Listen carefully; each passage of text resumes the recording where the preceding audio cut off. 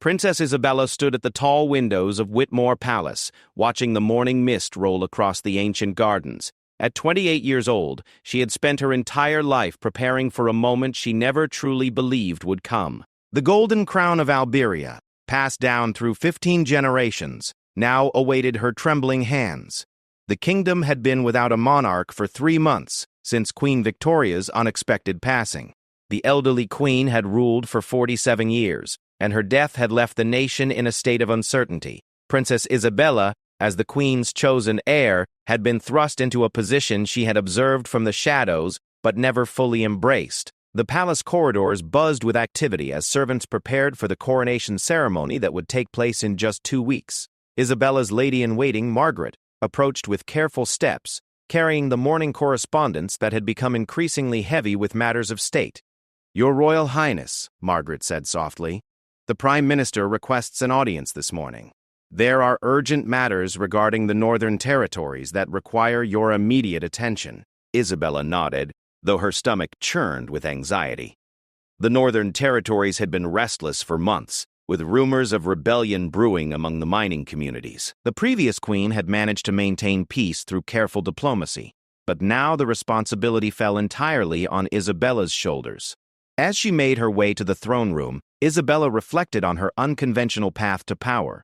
Unlike many princesses who were groomed from birth to rule, she had been educated in the ways of the common people. She had insisted on attending public schools, working in charity organizations, and understanding the struggles of ordinary citizens. This background, while giving her unique insights, also made her feel unprepared for the weight of absolute authority. The throne room's massive oak doors opened before her, revealing Prime Minister Edmund Blackwood, a stern man in his 60s who had served the crown for nearly 2 decades. His weathered face bore the marks of countless political battles, and his sharp eyes seemed to assess everything with calculating precision. "Your Royal Highness," he said with a formal bow, "I bring concerning news from our intelligence networks. The Duke of Northmarch has been meeting secretly with foreign ambassadors.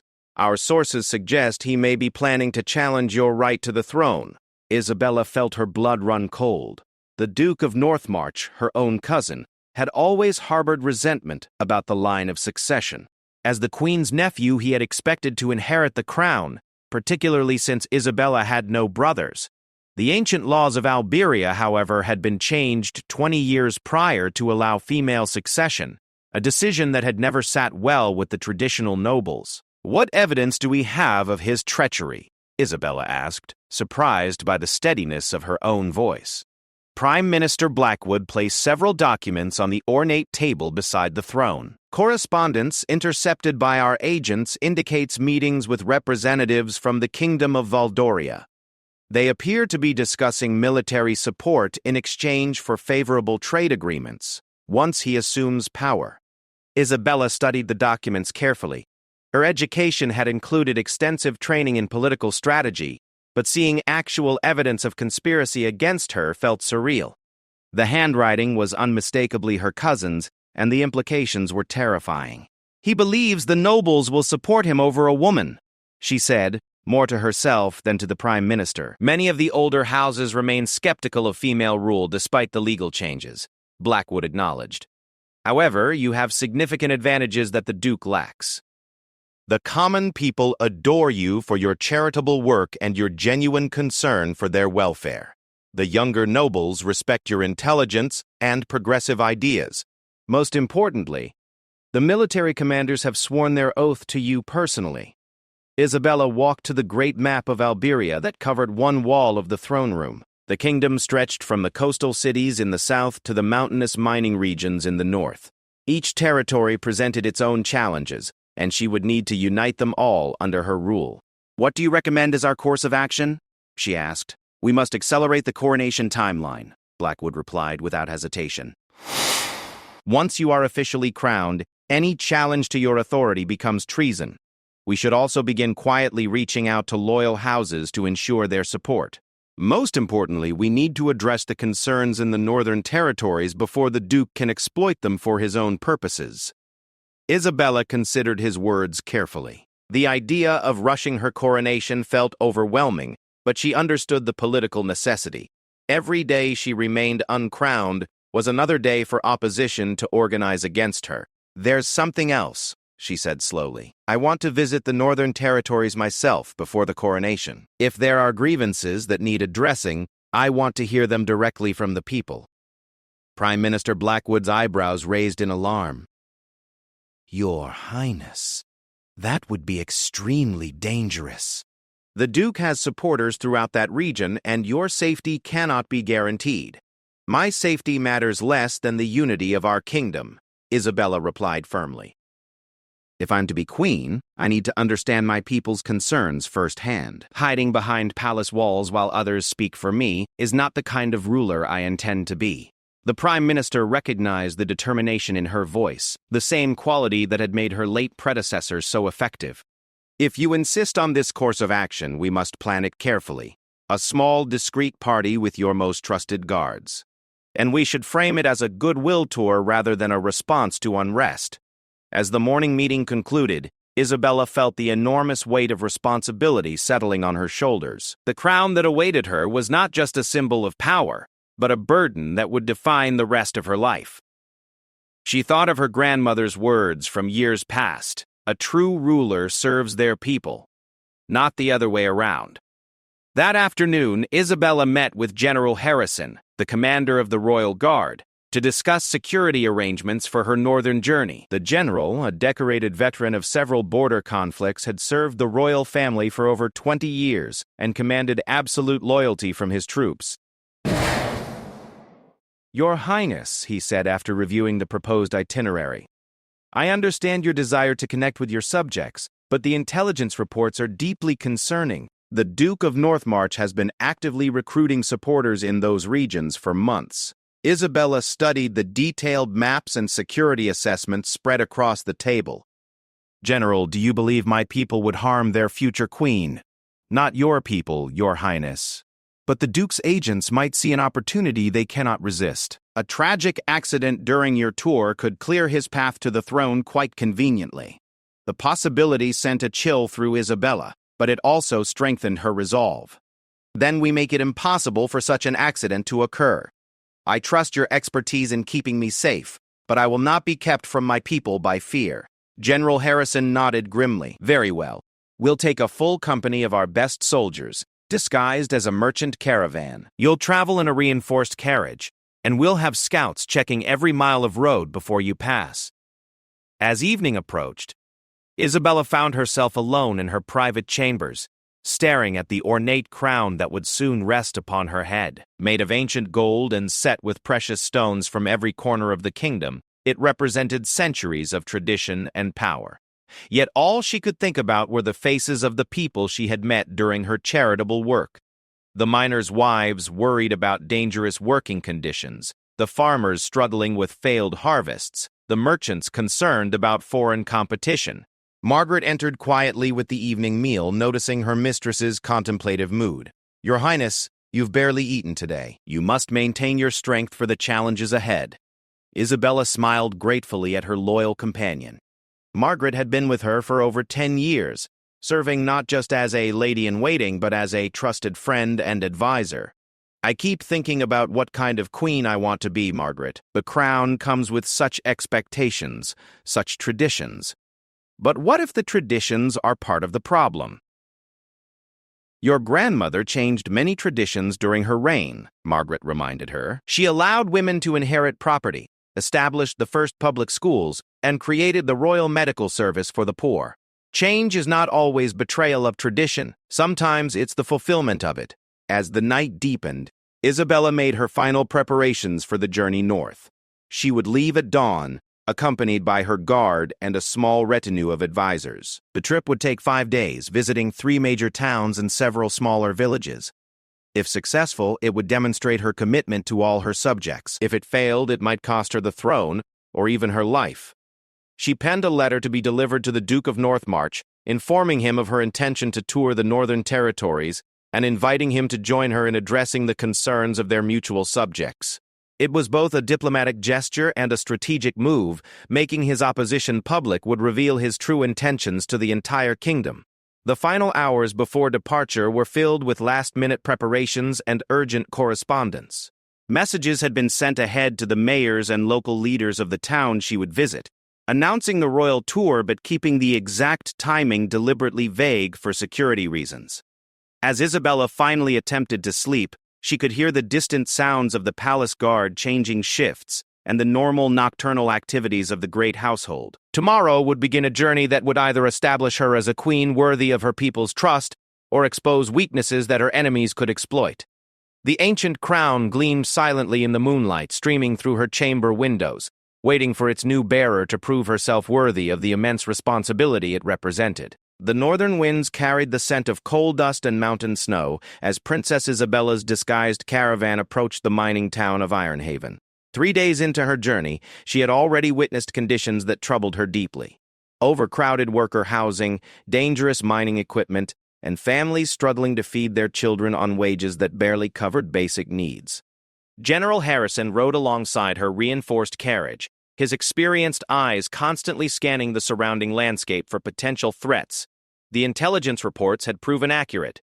They had encountered several groups of riders observing their movement from distant ridges, clearly reporting their progress to unknown parties. "Your Highness," the general called through the carriage window. "We're approaching the town center. Large crowds have gathered despite our attempts at discretion." Isabella peered through the thick glass to see hundreds of people lining the cobblestone streets. Their faces showed a mixture of curiosity, hope, and wariness that reflected the complex political situation she had inherited. Many held small Iberian flags, while others simply watched with the cautious expressions of people who had learned not to expect too much from their rulers. The carriage came to a halt in front of the town hall, a modest stone building that served as the center of local government. Mayor Thomas Whitfield, a portly man in his 50s, with calloused hands that spoke of his origins as a miner, stepped forward with obvious nervousness.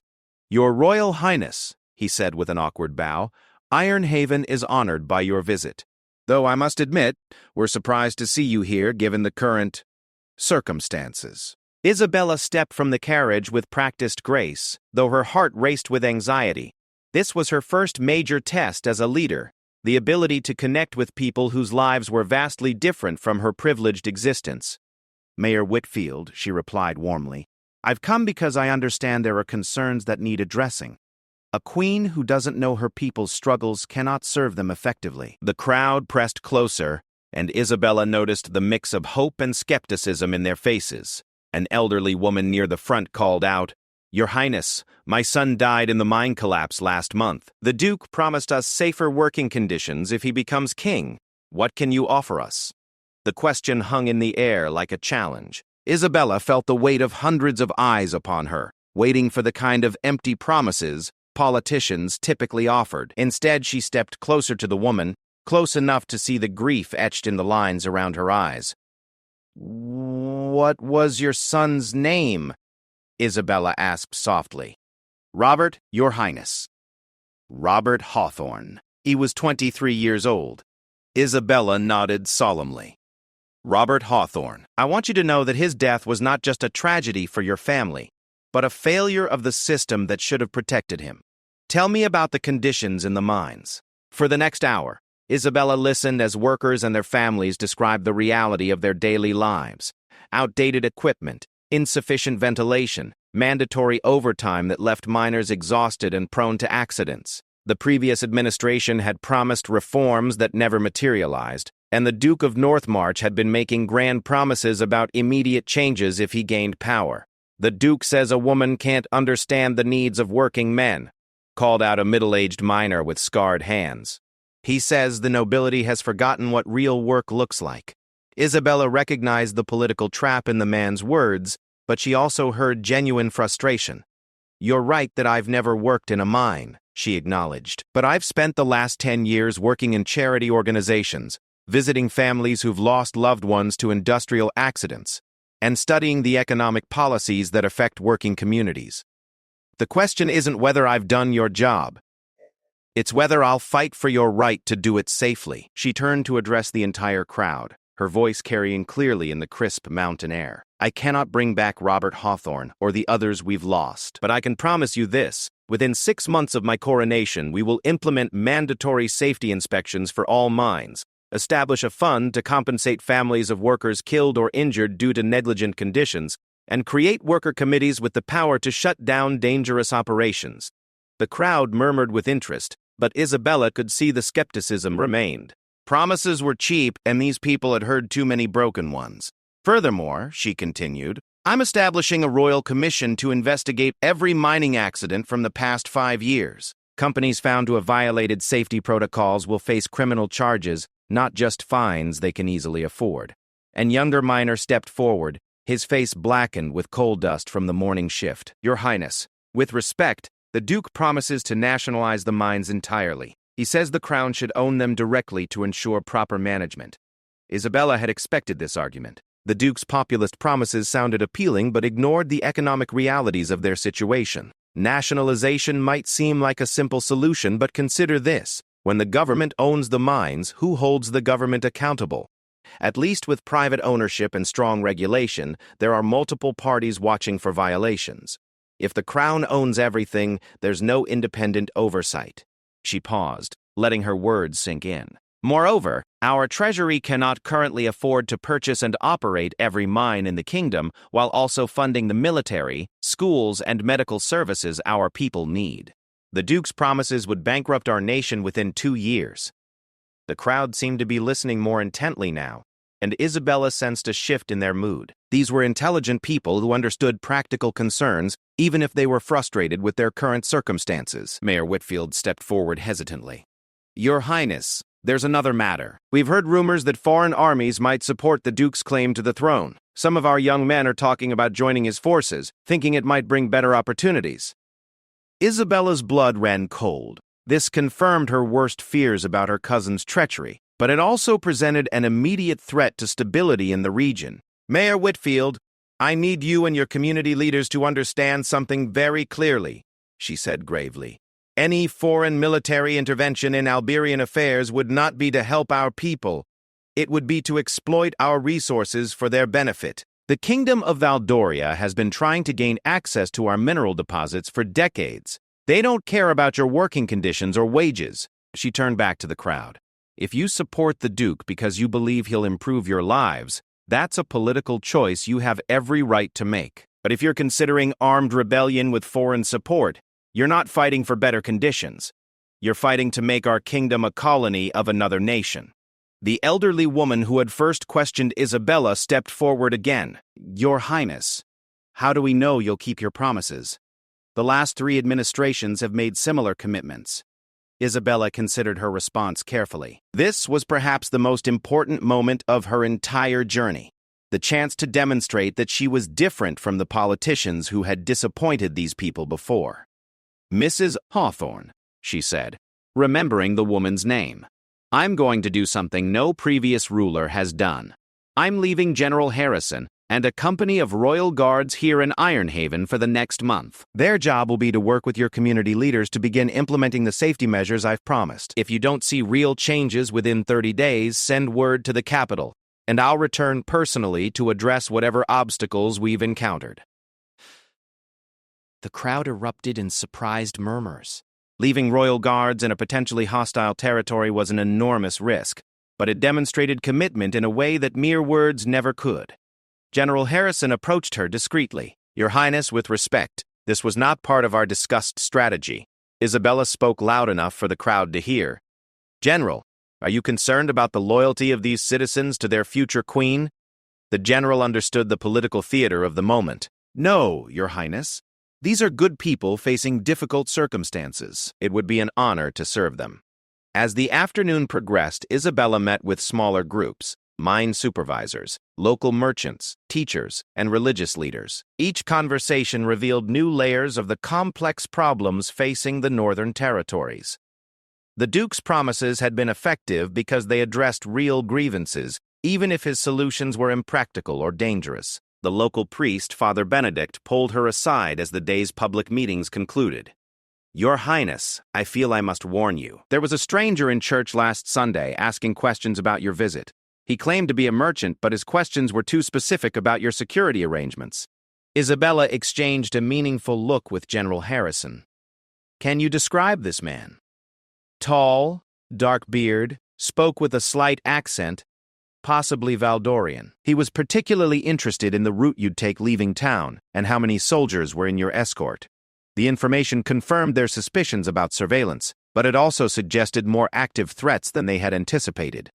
Isabella's bold gesture of leaving guards behind suddenly seemed even more risky. That evening, in the privacy of her temporary quarters at the town's modest inn, Isabella met with her closest advisors to assess the day's events and plan their remaining itinerary. "Your Highness," said Sir William Pemberton, her senior diplomatic advisor, "the response here has been better than expected, but we're receiving reports of Duke's agents actively spreading rumors in the next town on our route. They're claiming you plan to increase mining taxes to fund palace luxuries." Isabella rubbed her temples, feeling the strain of constant political maneuvering. "We need to get ahead of their narrative. Send riders to arrange a public forum in each remaining stop. Let people ask direct questions and hear direct answers rather than relying on second-hand rumors." "That's exactly what the Duke's supporters want," warned Sir William. "They'll pack the forums with hostile questioners designed to embarrass you. Then we'll have to be better prepared than they are," Isabella replied firmly. "I'd rather face hostile questions directly than let lies go unchallenged." As night fell over Iron Haven, Isabella could hear the sounds of the mining community settling into evening routines. Children being called in for supper, men returning from late shifts, women gathering to share the day's news. These were the people she would soon be sworn to protect and serve, and their concerns felt more real than any abstract notions of royal duty. Margaret helped her prepare for bed, noting the tension in her mistress's shoulders. "Your Highness, you've handled today beautifully. Even the skeptics seem to warm to your honesty." "Honesty is easy when you're not yet responsible for the consequences," Isabella replied. "The real test will be whether I can deliver on these promises once I'm queen. The crown gives me authority, but it also makes me accountable for every failure." Through her window, she could see the lights of individual homes scattered across the hillsides, each representing families whose lives would be affected by her decisions. The weight of that responsibility felt heavier than any physical crown could ever be. Tomorrow they would continue to the town of Millbrook, where reports suggested even stronger support for the Duke's cause. Isabella knew that each day of her journey was a gamble. Successful encounters strengthened her position, but any significant failure could provide ammunition for her enemies. As she finally attempted to sleep, Isabella reflected on the lessons of the day. The people's grievances were real and justified, but the solutions required careful balance between immediate relief and long-term stability. The Duke's promises were appealing precisely because they ignored these complexities, offering simple answers to complicated problems. The morning would bring new challenges and new opportunities to prove that she could be the queen her people needed, not just the queen she had been born to become. The morning sun cast long shadows across the mountain road as Princess Isabella's caravan approached Millbrook, the largest town in the Northern Territories. Unlike the coal-dusted settlement of Iron Haven, Millbrook bustled with commerce. Its position at the confluence of three major trade routes had made it wealthy and influential. This prosperity, however, had also made its citizens more politically sophisticated and potentially more dangerous to Isabella's cause. General Harrison rode back from his advance scouts with troubling news. "Your Highness, there are at least 200 people gathered in the town square, but our observers report many unfamiliar faces among them. We believe the Duke's supporters have brought in agitators from surrounding areas." Isabella absorbed this information while studying the town spread below them. Millbrook's stone buildings and wide streets spoke of established wealth, very different from the working-class struggles of Iron Haven. Here, she would face a different set of challenges: politically savvy merchants and landowners who might see the Duke's promises of expanded trade with Valdoria as beneficial to their interests. "Any signs of the Duke himself?" she asked.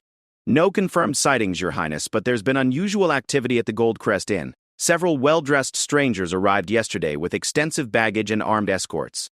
As they entered the town proper, Isabella noticed the differences immediately.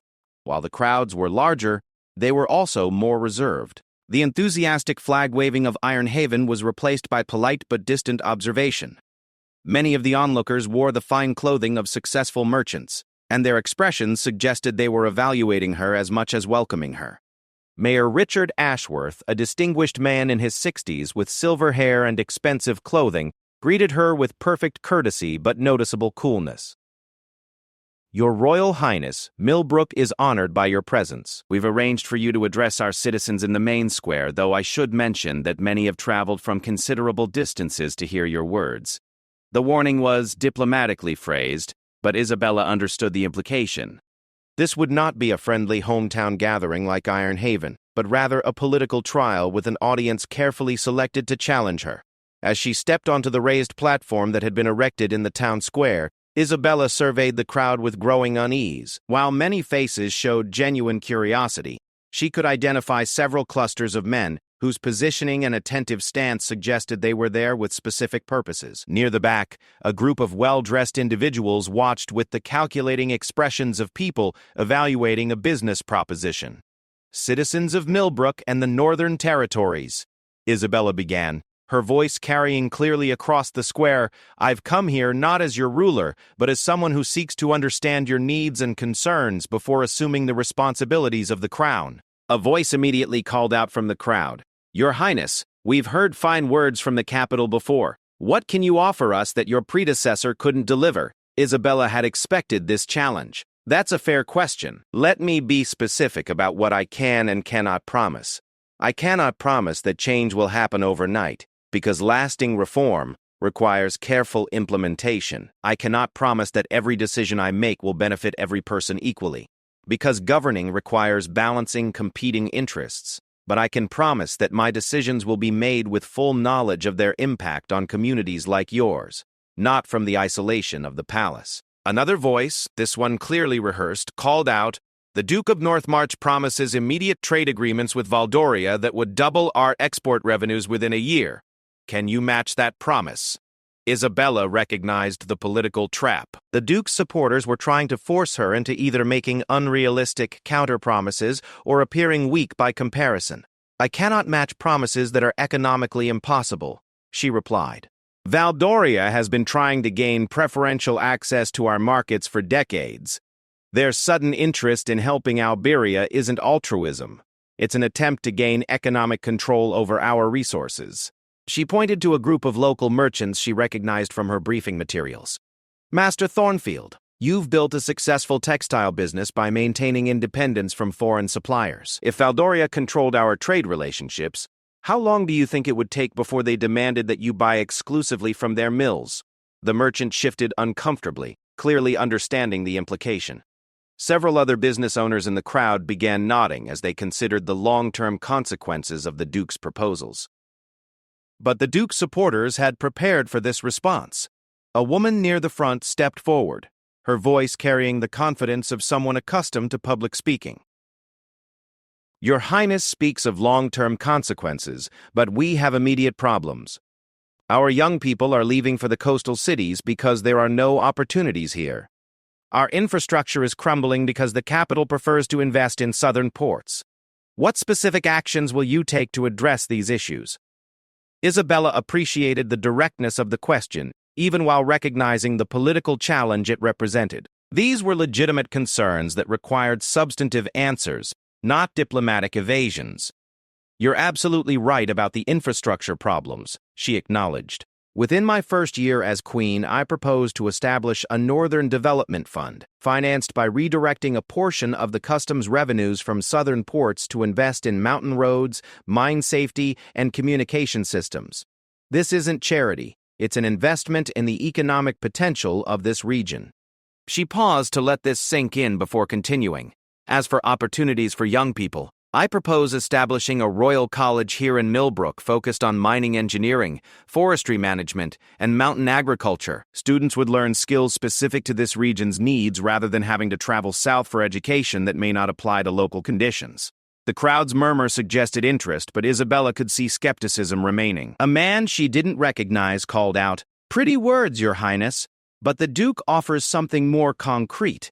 He promises to make this region the center of a new trade empire with guaranteed markets for our goods." Isabella felt her patience beginning to strain, but she recognized this was exactly the moment that would define her credibility. "Sir, what goods does this region produce that Valdoria cannot produce more cheaply themselves?" The man hesitated, clearly unprepared for the specific question. Isabella pressed her advantage. "The answer is raw materials: coal, iron ore, timber. They want to buy our resources cheaply and sell us back manufactured goods at high prices. That's not a trade empire, that's economic colonialism. An elderly man stepped forward, leaning heavily on a walking stick. Your Highness, I'm old enough to remember the last time foreigners made promises about making us rich. They built their factories, employed our people for a few years, then moved their operations somewhere even cheaper. We were left with polluted rivers and abandoned buildings. Isabella recognized the wisdom in his words and the opportunity they presented. Sir, your experience is exactly why we must be cautious about proposals that sound too good to be true. Real economic development takes time and requires that we maintain control of our own destiny. But as she spoke, Isabella noticed a disturbance at the edge of the crowd. Several men in traveling clothes had arrived and were speaking quietly but urgently with some of the Duke's supporters. Their body language suggested they were delivering important news. Mayor Ashworth approached the platform discreetly. Your Highness, I've received word that a large group of riders is approaching from the east. Perhaps it would be wise to conclude today's address. Isabella's heart raced, but she maintained her composure. If the Duke was finally making his move, she needed to handle it with strength, not fear. Mayor Ashworth, if we have visitors, let them join our discussion. I have nothing to hide from my cousin or his supporters. The crowd turned to look toward the eastern road, where a column of riders was indeed approaching. As they drew closer, Isabella could see the Duke of Northmarch himself at their head, accompanied by at least 50 armed men. He rode with the confidence of someone who believed he held the upper hand. Duke Marcus of Northmarch was an impressive figure, tall, broad-shouldered, with the bearing of a military commander. At 35, he was 7 years older than Isabella and had served with distinction in several border conflicts. His supporters often pointed to his military experience as evidence of his fitness to rule, particularly in contrast to Isabella's more civilian background. He dismounted with theatrical flair and approached the platform with a smile that didn't reach his eyes.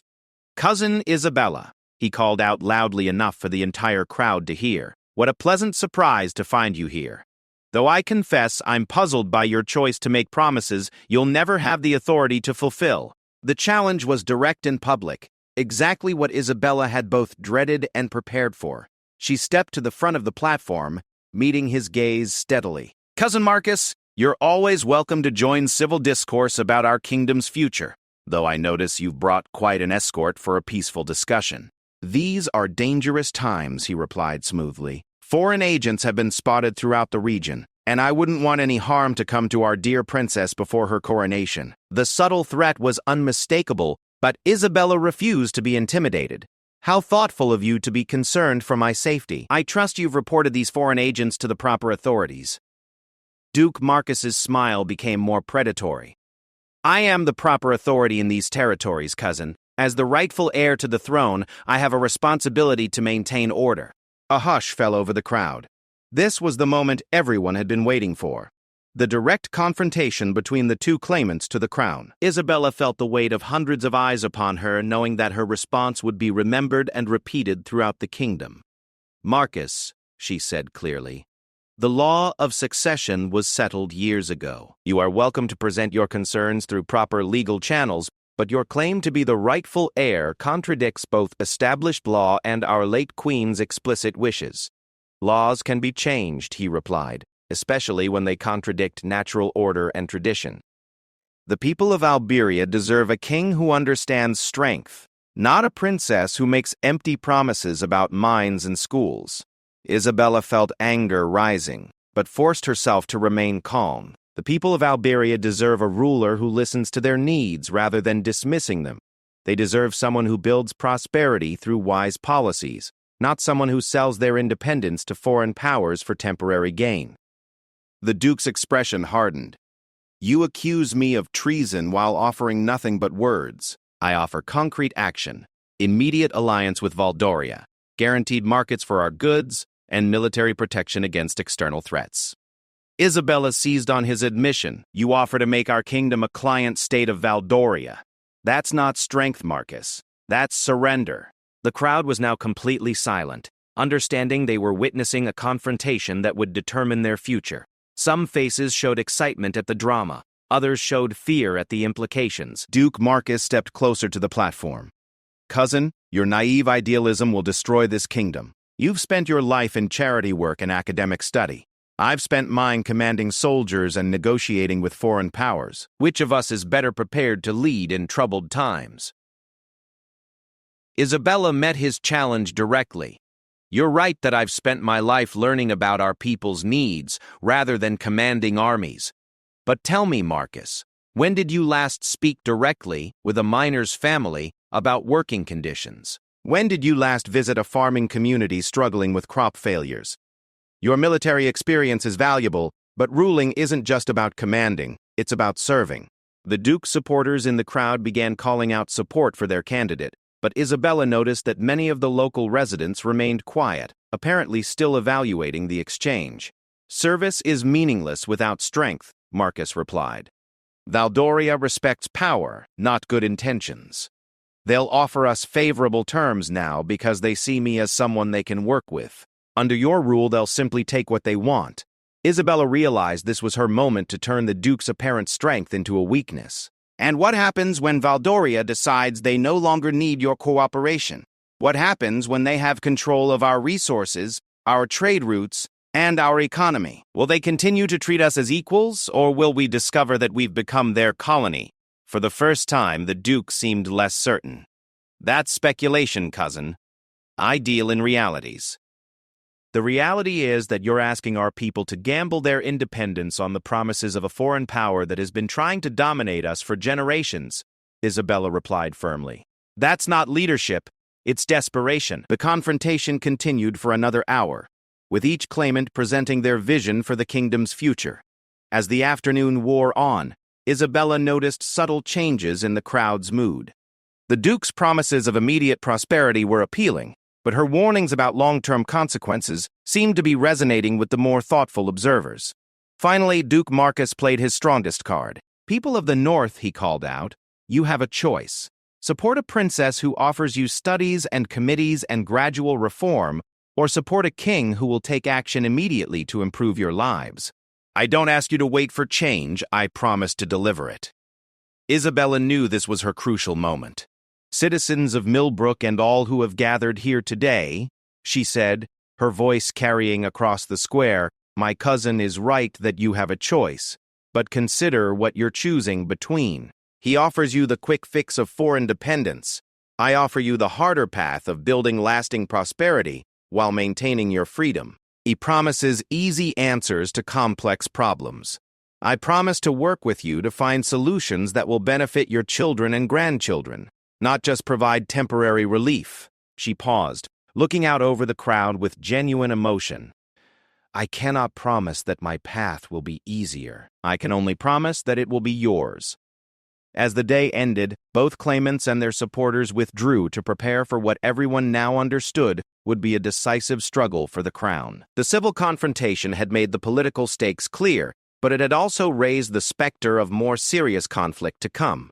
The dawn after the confrontation at Millbrook brought news that changed everything. Princess Isabella was awakened by urgent knocking at her chamber door, and she emerged to find Sir William Pemberton waiting with documents that bore the official seal of the Royal Intelligence Service. Your Highness, he said gravely, our agents have intercepted correspondence that proves the Duke's treachery beyond any doubt. He has signed a formal alliance with Valdoria, promising them exclusive mining rights to our northern territories in exchange for military support.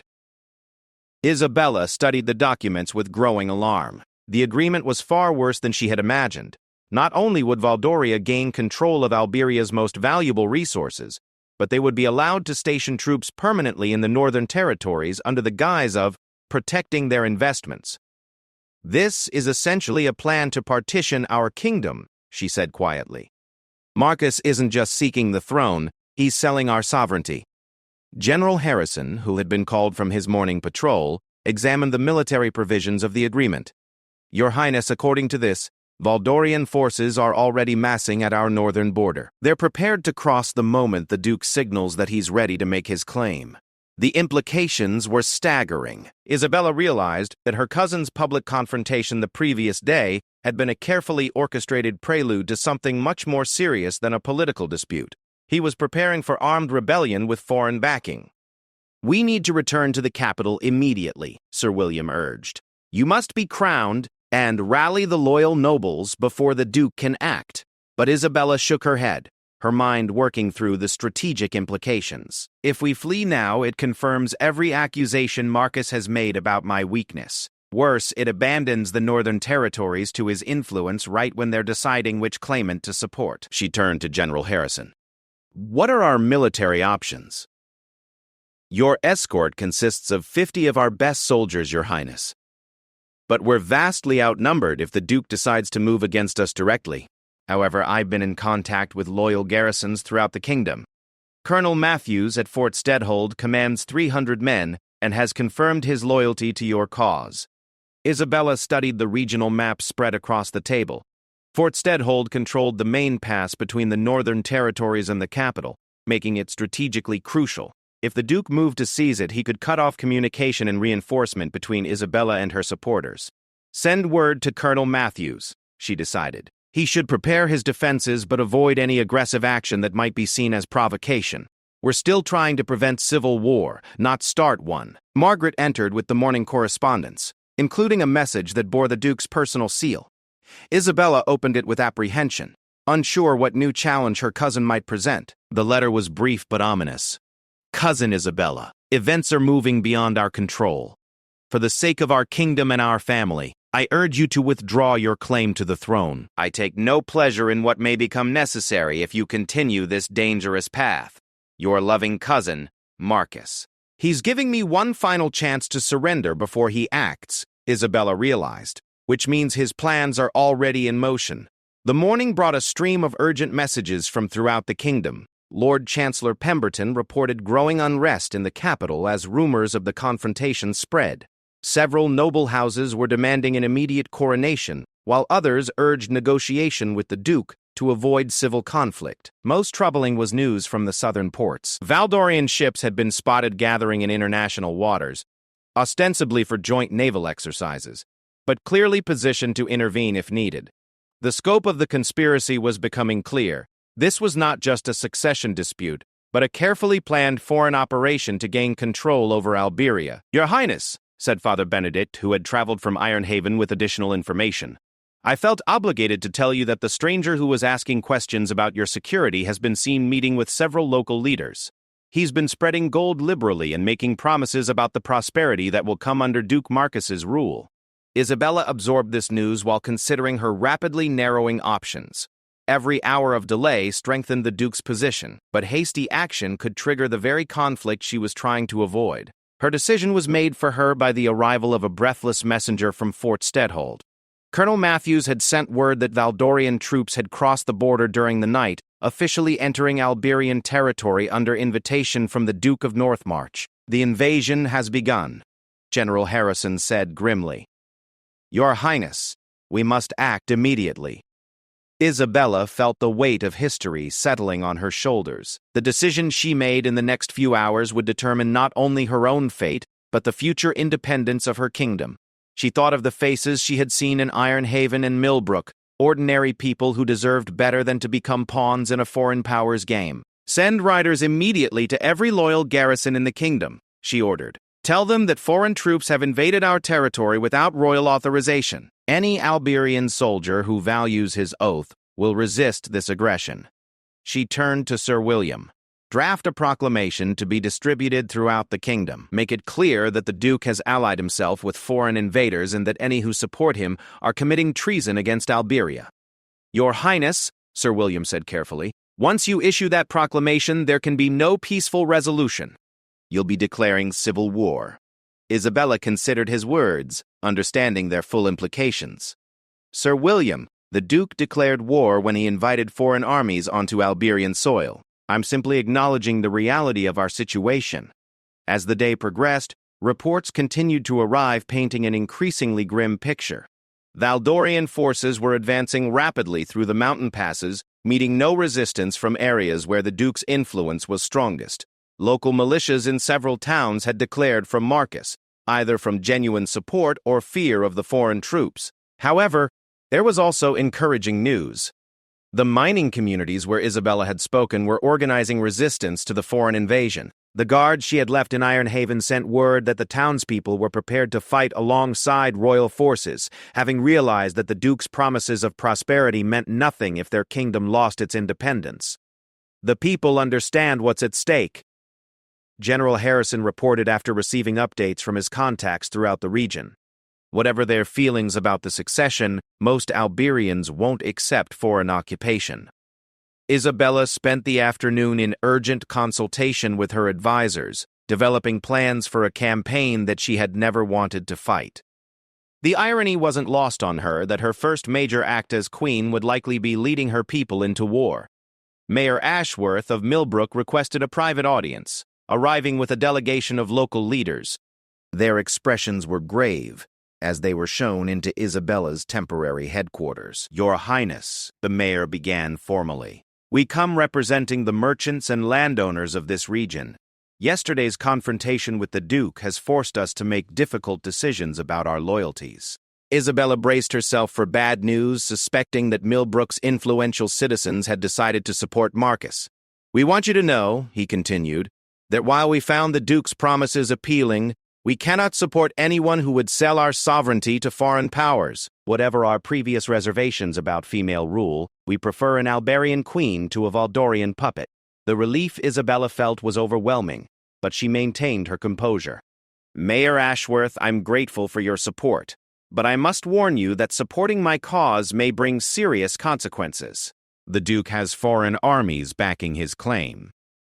"Your Highness," replied Master Thornfield, the textile merchant, "we've dealt with Valdorian traders for years. We know their true intentions toward our kingdom.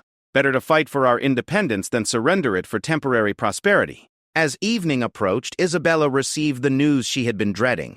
A massive Valdorian force had reached the outskirts of Fort Steadhold and was demanding surrender. Colonel Matthews had refused, but his garrison was hopelessly outnumbered. "If Steadhold falls, they'll control the main route to the capital," General Harrison explained. "We need to relieve the fortress, but our forces are scattered across the region." Isabella studied the tactical situation with growing determination. Her military advisors were right that a conventional approach would likely fail, but she had advantages that pure military thinking might overlook. "General Harrison, how quickly can we gather the loyal militias from the towns I've visited?" "Perhaps 2 days, Your Highness, but they're mostly miners and farmers with limited military training." "But they know this terrain better than any foreign army," Isabella replied. "And they're fighting for their homes, not for conquest." She turned to the assembled local leaders. "Gentlemen, I need to ask something unprecedented of you. I want to lead a relief column to Fort Steadhold personally, but I need local guides and knowledge of mountain paths that aren't on any military maps." The room fell silent as her advisors absorbed the implications of her proposal. Sir William was the first to speak. "Your Highness, leading troops into combat is extraordinarily dangerous. If you were captured or killed, the kingdom would be left without legitimate leadership. If I hide in safety while my people fight for their freedom, what kind of leadership am I providing?" Isabella countered. "Marcus has foreign armies. I have something more powerful, citizens who are willing to fight for their independence." Mayor Ashworth stepped forward. "Your Highness, there are old smuggling routes through these mountains that the Valdorians won't know about. With proper guides, a small force could reach Steadhold without being detected."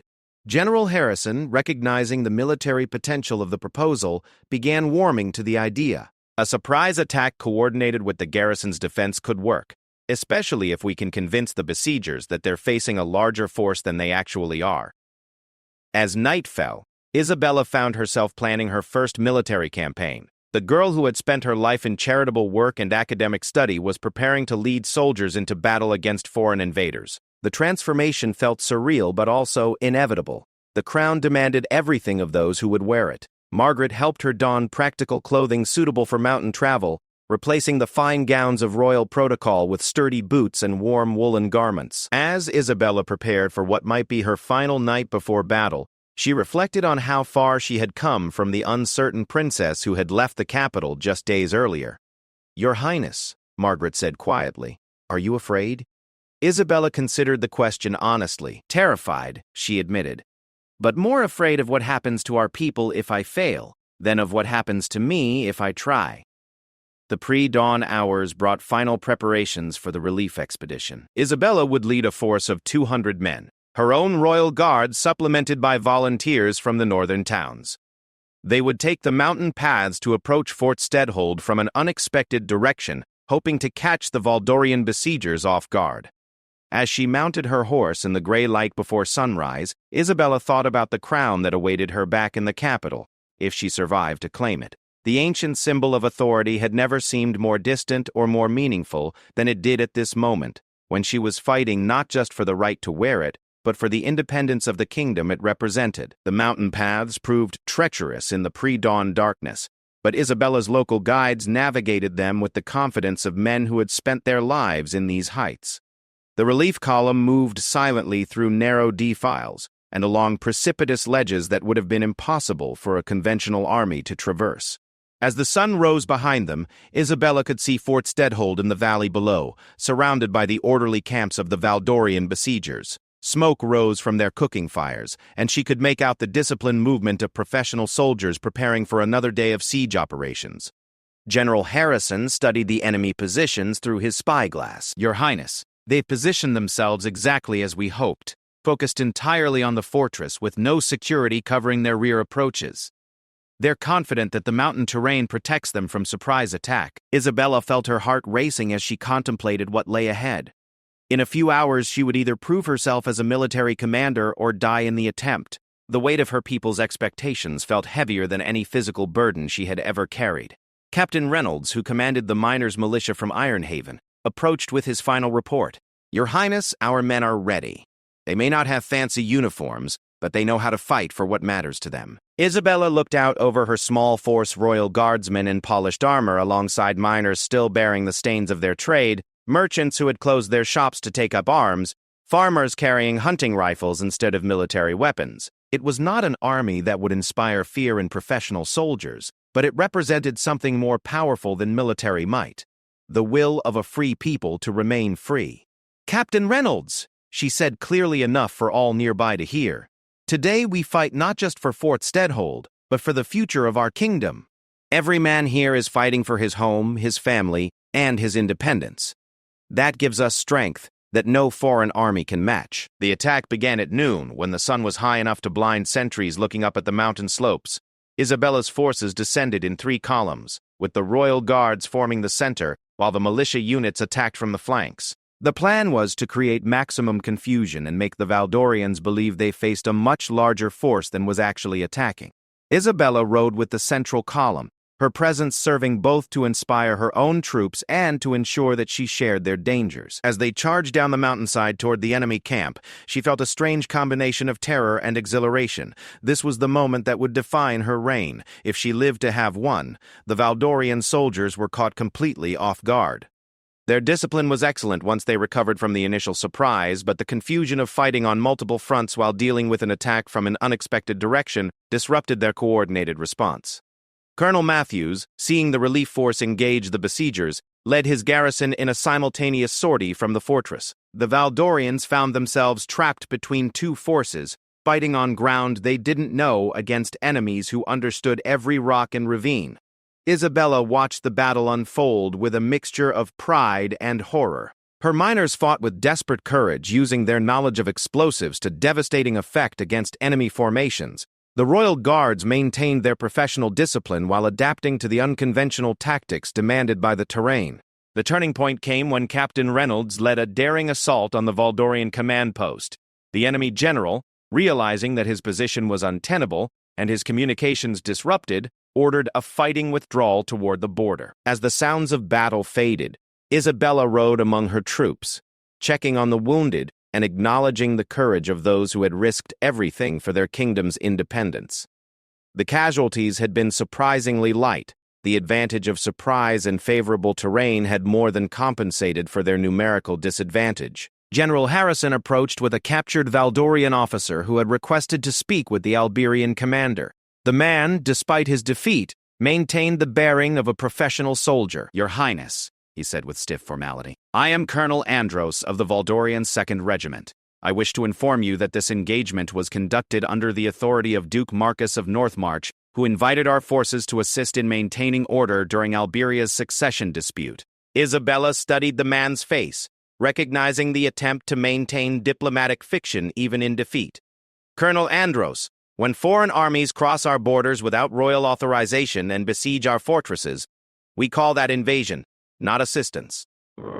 However, I'm prepared to treat your wounded and allow your withdrawal with honor if you give me your word that Valdorian forces will return immediately to their own territory. The colonel hesitated, clearly uncertain about his authority to make such agreements. Your Highness, I must communicate with my superiors before making any commitments. You have until sunset, Isabella replied firmly. After that, any Valdorian forces remaining on Alberian soil will be treated as invaders, and we will act accordingly. As evening approached, the Valdorian forces began their withdrawal, taking their wounded but leaving behind equipment and supplies that would prove valuable to Isabella's growing army. More importantly, word of the victory spread rapidly throughout the kingdom, inspiring loyalist forces and making neutral nobles reconsider their positions. The Duke of Northmarch, however, was far from finished. Reports arrived that he was rallying his supporters in the eastern territories, claiming that Isabella had started a war with Valdoria that would bring disaster to the kingdom. His propaganda portrayed the foreign invasion as a peaceful intervention, that she had turned violent through her reckless ambition. Marcus is playing a dangerous game, Sir William observed as they reviewed intelligence reports in the liberated fortress. He's trying to maintain his claim to legitimacy while distancing himself from his foreign allies now that they've suffered a defeat. Isabella nodded, understanding the political complexity of her position. Military victory had strengthened her cause, but it had also escalated the conflict to a level where compromise was becoming impossible. 3 days later, a herald arrived under a flag of truce, bearing a message from the Duke requesting a meeting to discuss terms for ending the civil strife. Isabella was immediately suspicious. Marcus had shown no interest in negotiation when he believed he held the advantage. It's likely a trap, General Harrison warned. The Duke has never shown any inclination toward peaceful resolution. But Isabella recognized an opportunity as well as a danger. If he's asking for negotiation, it means his position is weaker than he's pretending. Perhaps his supporters are beginning to question the wisdom of foreign alliance. The meeting was arranged for the following week at the Abbey of St. Aldrich, a neutral location that both sides could reach safely. Isabella agreed to attend with a small escort, though she insisted on bringing representatives from the northern communities that had supported her cause. As she prepared to leave Fort Stedhold, now reinforced and secure under loyal command, Isabella reflected on how much had changed since her journey north began. The uncertain princess who had sought to understand her people's concerns had become a military commander who had led them to victory against foreign invaders. The ride to the Abbey gave her time to consider what terms she might be willing to accept. Her primary goals remained unchanged: the independence of Alberia and the welfare of its people. But the cost of achieving those goals had proven higher than she had anticipated. Margaret, who had insisted on accompanying her throughout the campaign, noticed her mistress's contemplative mood. "Your Highness, do you believe the Duke will agree to reasonable terms?" Isabella considered the question carefully. Marcus has painted himself into a corner. He can't abandon his claim without admitting that he committed treason by allying with foreign powers. But he also can't continue fighting without those foreign allies, and they've proven unreliable. The Abbey of St. Tiv. Aldrich sat in a peaceful valley surrounded by ancient oak trees, its stone walls weathered by centuries of mountain weather. Abbot Theodore, an elderly man respected throughout the kingdom for his wisdom and neutrality, had agreed to host the meeting and serve as mediator if needed. Isabella arrived first, accompanied by General Harrison, Sir William, and representatives from Ironhaven and Millbrook. The Duke appeared an hour later with his own small escort, looking less confident than he had during their previous confrontation. The meeting took place in the Abbey's Great Hall, with both parties seated at a long wooden table that had witnessed countless important discussions over the years. Abbot Theodore opened with a prayer for wisdom and peace, then withdrew to allow the secular negotiations to proceed. "Cousin Isabella," the Duke began, his tone more subdued than she had ever heard it. "Recent events have spiraled beyond what anyone intended. I believe it's time to consider how we might restore stability to our kingdom." Isabella studied his face, looking for signs of genuine remorse or merely tactical maneuvering. Marcus, stability was never the issue. The question was whether Alberia would remain independent or become a client state of Valdoria. The Valdorian alliance was always intended to be temporary, he replied, though his words lacked conviction, a means of strengthening our position during a difficult transition period. Sir William leaned forward. Your Grace, we have documents proving that you promised Valdoria permanent mining rights and military basing agreements. That hardly suggests a temporary arrangement. The Duke's composure slipped slightly. Negotiations often involve preliminary discussions that don't reflect final intentions. The important thing now is preventing further bloodshed between Alberians. Isabella recognized the implicit admission that his foreign support had evaporated. What specifically are you proposing, Marcus? I'm prepared to withdraw my claim to the throne, he said slowly, in exchange for a general amnesty for all who supported my cause and a guarantee that there will be no retribution against the noble houses that declared for me. The offer was more than Isabella had expected, but she sensed there were conditions he hadn't yet revealed. And what do you expect for yourself? Exile, he replied simply. I'll leave Alberia and never return. In exchange, you guarantee my safe passage and agree not to pursue me for treason. Isabella exchanged glances with her advisors. The terms were generous, perhaps too generous. Marcus, why are you willing to abandon everything you fought for? For the first time, the Duke showed genuine emotion. Because I've realized that I was wrong. The Valdorians never intended to treat me as an equal partner. They wanted a puppet, not an ally. When they withdrew their support after your victory at Steadhold, they made it clear that I was expendable. He paused, seeming to struggle with his next words. I may have disagreed with your claim to the throne, cousin, but I never intended to destroy our kingdom's independence. When I saw what my allies truly intended, I understood that I had made a terrible mistake. Isabella felt a mixture of satisfaction and sadness at his admission. The vindication of her warnings about Valdorian intentions came at the cost of family division and civil strife that had cost lives on both sides. I'm prepared to accept your proposal, she said finally, with one additional condition. You will publicly acknowledge that your claim to the throne was illegitimate and that your alliance with foreign powers was an act of treason. The kingdom needs to understand why this conflict occurred and why it must never happen again. The Duke winced at the harsh terms, but nodded his acceptance. Very well. I'll issue a public statement taking full responsibility for my actions and acknowledging your rightful claim to the throne.